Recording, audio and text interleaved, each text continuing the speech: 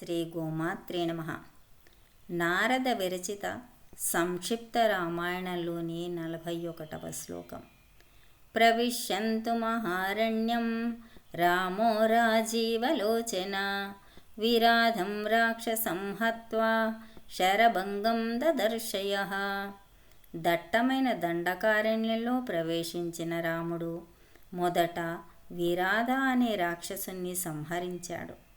శరభంగ, సుతీక్షణ మరియు అగస్త్య మహామునుల వంటి ఋషులను తన సోదరుడితో సహా కలిసి ప్రణామిల్లి యోగక్షేమాలను అడిగి తెలుసుకున్నాడు. రామాయణానికి సంబంధించిన ఓ 2 చిన్న ప్రశ్నలు. 3 వేదాలను స్వరయుక్తంగా గానం చేసిన రాక్షస రాజు ఎవరు? రావణాసుడు.